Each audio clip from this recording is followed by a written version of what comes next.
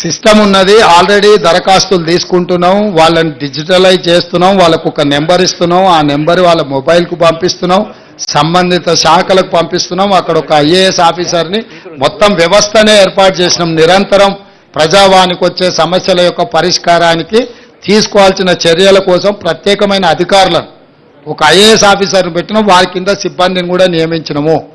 ఇవి ఇక్కడ ప్రజావాణి దగ్గర దరఖాస్తు తీసుకోగానే ఇక్కడ పరిష్కారం జరగదు.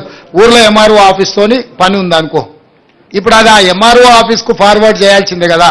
లేకపోతే ఏదో హాస్పిటల్లో వైద్యానికి సంబంధించి ఇమ్మీడియట్గా సంబంధిత అధికారులకు పంపించాల్సిందే. క్రోడీకరించి సంబంధిత అధికారులకు పంపించి ఆ వినతి వాళ్ళ యొక్క విజ్ఞాపన పత్రం ఎక్కడుందో దాన్ని కనుక్కోవడానికి కూడా దానికి ఒక విధానాన్ని ఏర్పాటు చేసినాం.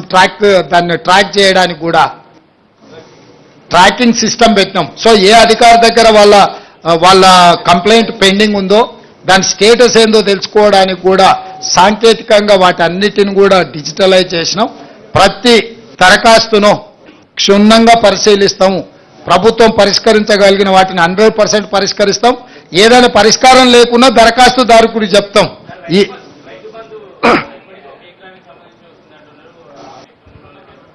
అయ్యా, పోయిన సంవత్సరం కానీ గత సంవత్సరం కానీ డిసెంబర్ 28కి మొదలయ్యి మార్చి వరకు పేమెంట్లు వేసినారు. ఈసారి డిసెంబర్ 9 నాడే పేమెంట్లు వేసినాం. మీరు గతంలో చూడండి, ప్రతి సంవత్సరము ఎప్పుడు రైతు బంధు పథకం ఖాతాలో పడ్డది, ఎప్పటి వరకు ఇచ్చుకుంటూ వచ్చిండ్రు. చాలా విచిత్రంగా అప్పుడే అది ఇవ్వలేదు, అప్పుడే ఇది ఇవ్వలేదు. బాబామర్దులు ఇద్దరు తోకదగిన బల్లులాక వాళ్ళ దుంకులాట ఏందో నాకు అర్థం కాలే. పోయిన సంవత్సరం కూడా డిసెంబర్ 20 నాడు మొదలు పెట్టారు. మార్చి 31 వరకు రైతు బంధు పథకం ఖాతాలో పైసలు వేసుకుంటూనే పోయినరు. అన్ని ఖాళీ చేసిపోయినరు నాయన, మొత్తం ఏంది లేదు. వచ్చి చూస్తే ఖాళీ గిన్నెలే కనిపిస్తున్నాయి. మేము లంక బిందెలు అనుకొని వస్తే ఖాళీ కుండలు కనిపిస్తున్నాయాడా. ఇక దాన్ని అంతా సర్దిద్దాలి సంసారం ఇప్పుడు. CM sir